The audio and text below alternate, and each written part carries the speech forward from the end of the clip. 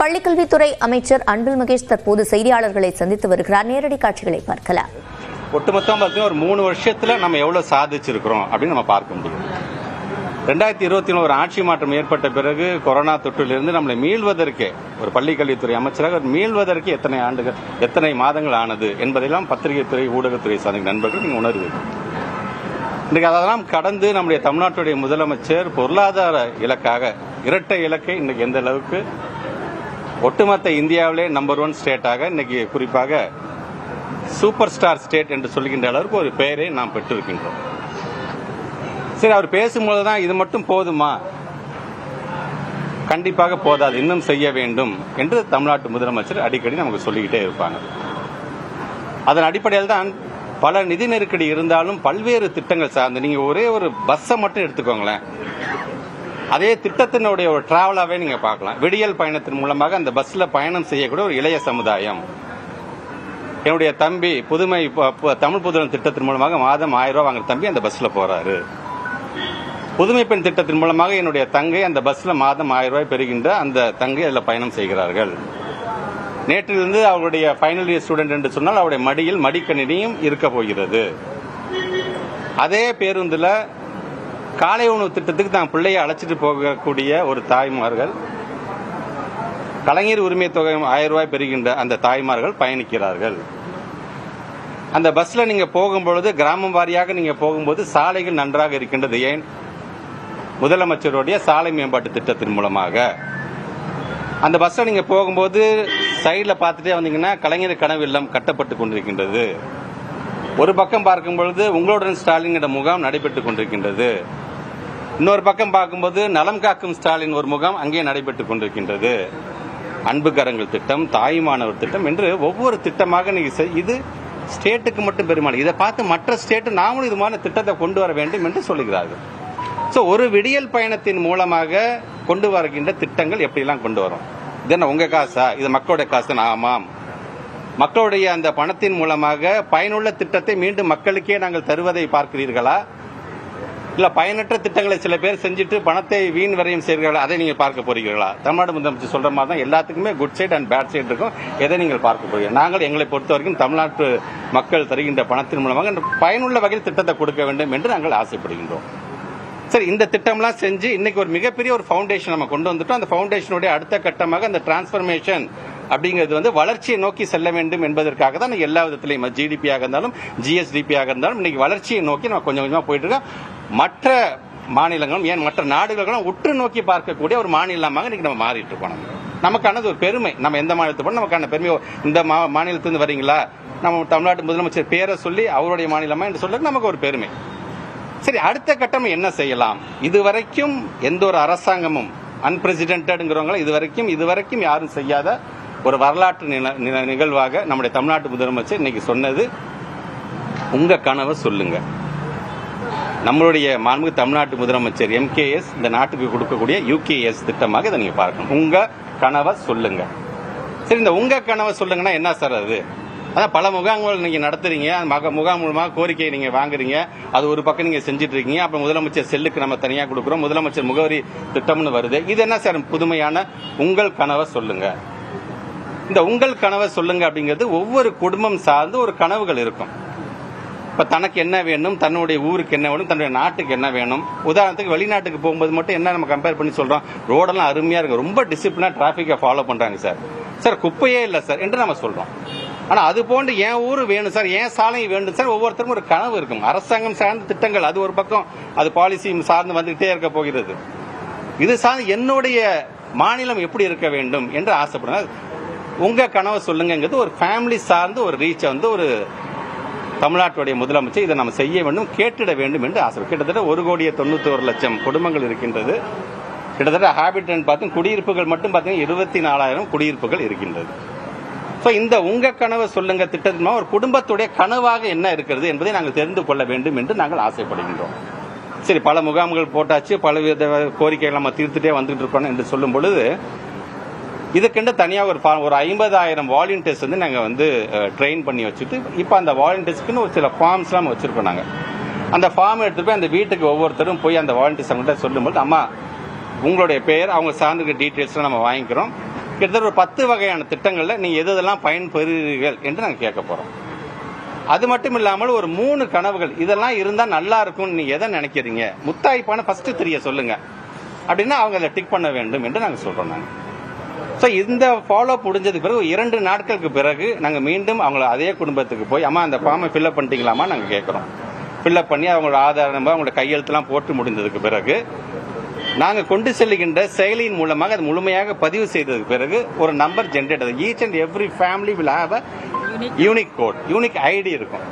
அந்த unique ID generate ஆனோம்னா இது போன்ற கனவு அட்டை மூலமாக அந்த நம்பரை நாங்கள் ஃபில்அப் பண்ணி இந்த அட்டையை அவங்க கையில் நாங்கள் கொடுத்துருவோம். சார் முழுமையாக அதை வாங்கி இது ஒரு கட்டமாக இது நடக்குது. அதன் மீது பார்த்தீங்கன்னா அதே குடும்பத்தில் ஒரு இளைஞன் இருப்பார். சார் குடும்பத்தோட கனவு சார் இளைஞன் சார் என் கனவு என் எதிர்காலம் எனக்குன்னு சில எதிர்பார்ப்பு இருக்குல்ல சார் என்று அந்த இளைஞர் சொல்லுவார். ஸோ அந்த இளைஞர் சார்ந்து கிட்டத்தட்ட குறிப்பாக ஒரு 15 வயதிலிருந்து 29 வயதும் இருக்கக்கூடிய அந்த இளைஞர் சார்ந்து அவங்களுடைய கனவு என்னவாக இருக்கின்றது. முதலமைச்சர் பல்வேறு திட்டங்கள் இளைய சமுதாயம் சார்ந்து மாணவர்கள் சார்ந்து கல்லூரி மாணவர்கள் சார்ந்து செஞ்சுட்டே இருக்கும்போது அவங்களுக்கும் ஒரு கனவு இருக்கும்ல, அந்த கனவு என்னவா இருக்க போகிறது என்பதை நான் கேட்க போறோம். ஸோ அவங்களுக்கு ஃபார்ம் கொடுக்க போறீங்களா சொன்னா ஃபார்ம்ல அவங்களுக்கு தனியாக இணையதளம். ஸோ இன்னைக்கு டெக்னாலஜி வந்து அந்த யங்ஸ்டர்ஸ் பயன்படுத்தும் போது அந்த டெக்னாலஜி மூலமாக அந்த இணையதளத்தின் மூலமாக அவங்களுக்கு என்ன தேவை என்பதெல்லாம் அது சார்ந்து அந்த அவுட்ரீச் ப்ரோக்ராமாக இருந்தாலும் சரி கிட்டத்தட்ட ஒரு 500 வெஹிக்கிள்ஸ் மூலமாக இது சார்ந்து ஒரு விழிப்புணர்வு ஏற்படுத்துவது, ஊடகம் சார்ந்து இந்த விழிப்புணர்வு ஏற்படுத்துவது, டிஐபிஆர் மூலமாக பத்திரிகை செய்தி மூலமாக கொண்டு செல்வது அல்லது இன்ஃபுளுயன்சஸ் மூலமாக இப்படி இந்த ரீச் கண்டிப்பாக எல்லாத்துக்கும் போய் அது சேரும். அது ஸோ இதை நாங்கள் செய்யறோம்.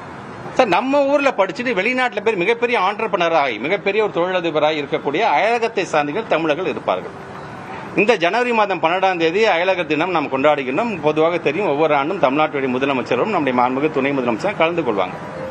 ஸோ அப்படி ஆயிரக்கணக்கானவர்களாம் பல்வேறு 100 கண்ட்ரிஸ் வந்து கலந்து கொள்ளும் பொழுது அவங்களுடைய கனவுகளாக என்ன இருக்கின்றது அப்படிங்கிற அதுக்கு தனியாக ஒரு 5 பேர் கொண்டிருக்கின்ற ஒரு வாலண்டியர்ஸ் மூலமாக நடைபெறுகின்ற அந்த கருத்தரங்கத்திலே அதை வந்து நம்முடைய மாண்புமிகு தமிழ்நாட்டு முதலமைச்சருக்கும் நம்முடைய மாண்புமிகு துணை முதலமைச்சரையும் அதை வந்து முழுமையாக அவங்க பிரசன்ட் பண்ணுவாங்க. சார் எங்களுடைய கனவு நான் வந்துட்டு போன ஊர் இப்போ நான் இங்கே செட்டில் ஆனாலும் என் ஊர் இப்படி தான் இருக்குன்னு ஆசைப்படுறேன் சார் அப்படின்னு அவங்க என்ன சொல்லிக்கிறார்களோ அந்த கனவுகளை எல்லாம் முழுமையாக நாங்கள் வந்து அதை நாங்கள் எடுத்துக்க போகிறோம். நாங்கள் சரி இது மட்டும் தானே சார் நான் என் ஊர் சார் என் திருச்சி சார் நான் என் ஊர் என் கனவுன்னு என் ஊர் என் மாவட்டம் இப்படி எல்லாம் இருக்குன்னு நான் ஆசைப்படுறேன் சார் நான் அது சார்ந்து வரும்பொழுது கிட்டத்தட்ட அங்க இருக்கக்கூடிய அந்த மாவட்டத்தை சார்ந்திருக்கின்ற ஒரு ஆட்சியர் தலைமையில் ஒரு கருத்தரங்கு மாதிரி அங்க அந்த இருக்கிற முக்கியமானவர்கள் என் மாவட்டத்தில் யார் சாதனை புரிந்திருக்கிறார்கள், என்னுடைய மாவட்டம் வளர்ச்சி பெறுவதற்கு யார் யாரெல்லாம் கான்ட்ரிபியூட் பண்ணியிருக்கிறாங்க, ஸோ அவங்களெல்லாம் வரவழைத்து அந்த சாதனையாளர்கள் அங்கேயே நாங்கள் வந்து பாராட்டி கௌரவப்படுத்தி அவர் அங்கீகரிக்கிறது மட்டுமல்லாமல் அவர்கள் மூலமாக அந்த மாவட்டத்தை சார்ந்திருக்கின்ற அமைச்சர்கள் அந்த மாவட்டத்தை சார்ந்திருக்கின்ற சட்டமன்ற நாடாளுமன்ற உறுப்பினர்கள் மக்கள் பிரதிநிதிகள் அமர்ந்து சார் சொல்லுங்க சார் என்னென்னலாம் பண்ணலாம் நீங்க நினைக்கிறீங்க சார் நீங்க என்று அவங்க மூலம் அந்த கருத்தை கேட்கக்கூடிய அந்த கூட்டத்தையும் நாம் வந்து முழுமையாக நாங்கள் நடத்த போகிறோம்.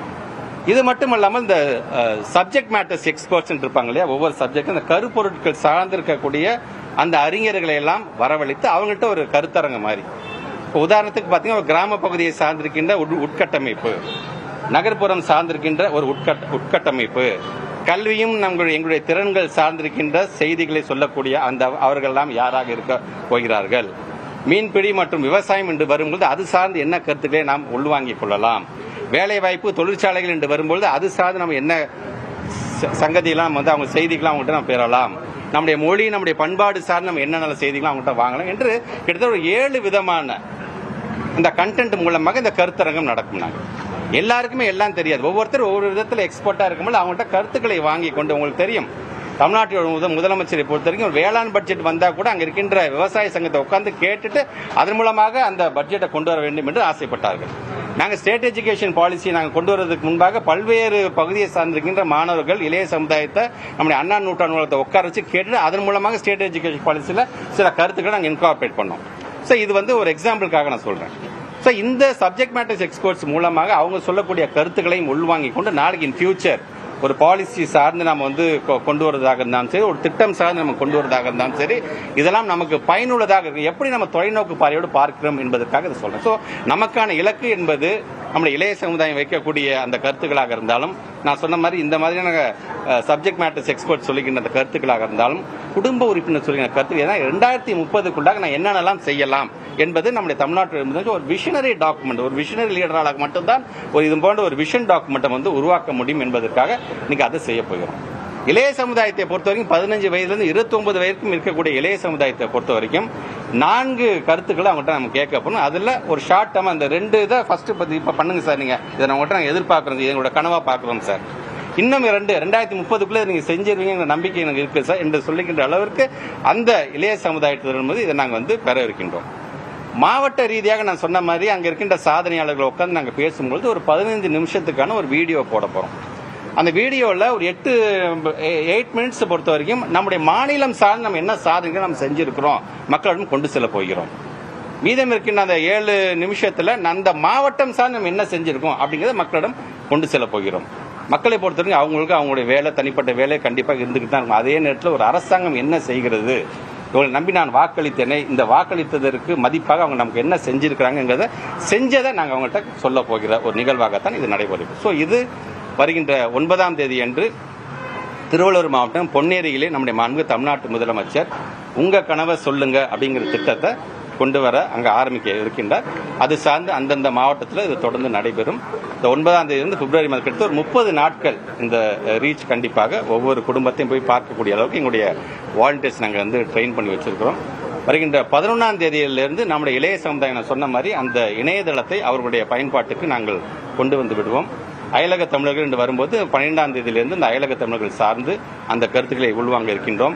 9ஆம் தேதியிலிருந்து பிப்ரவரி மாதம் இந்த 30 நாட்கள்ல நான் சொன்ன மற்ற அந்த மாவட்டம் சார்ந்திருக்கின்ற என் ஊர் என் கனவாக இருந்தாலும் சரி, அல்லது இந்த கருப்பொருட்கள் சார்ந்திருக்கின்ற நடைபெறுகிற அந்த கருத்தரங்கம்லாம் இந்த 1 மந்த்ல அந்தந்த மாவட்ட ஆட்சித்தலைவர்கள் அங்கே இருக்கின்ற நம்முடைய மக்கள் பிரதிநிதிகள் மூலமாக இதை நடத்த இருக்கிறார்கள்.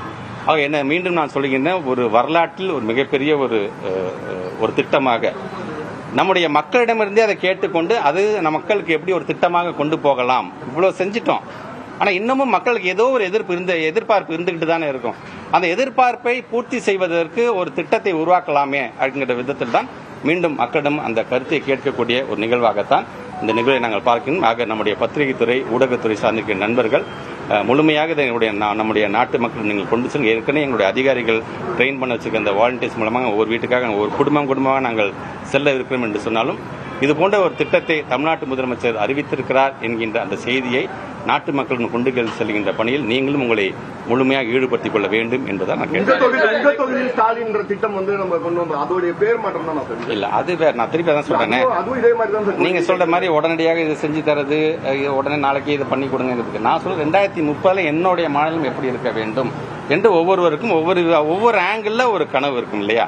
அந்த கனவு எங்களுக்கு வேணும். நாங்க 2030 தமிழ்நாட்டுடைய முதலமைச்சருக்கு $1 trillion அமெரிக்கன் எக்கனாமிக் டாலர் இதுதான் என்னோட இலக்கு என்று சொல்லிக்கிறார்.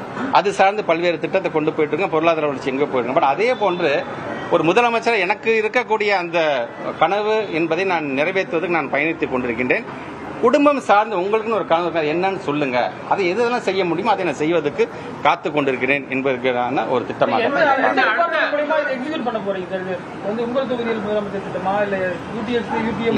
ஏற்கனவே நம்முடைய வாலண்டியர்ஸ் நீங்க ஏற்கனவே பார்த்திருக்கீங்களா, பல்வேறு திட்டம் சார்ந்து அந்தந்த வாலண்டியர்ஸ் வந்து நம்ம பயன்படுத்திட்டு இருக்கிறோம்.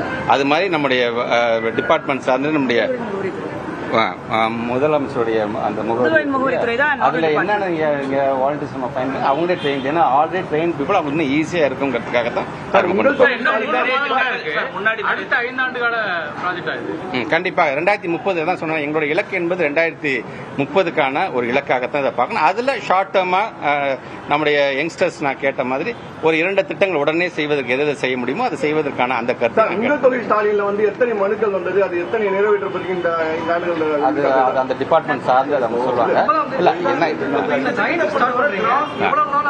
1 மந்த்ங்க 1 மந்த் 30 டேஸ்ல நம்ம அட் த மேக்ஸிமம் நம்ம என்ன எடுக்கிறோம் அப்படிங்கறத நம்ம பண்ண போறோம். நிறைய திட்டங்கள் குறிப்பாக பள்ளி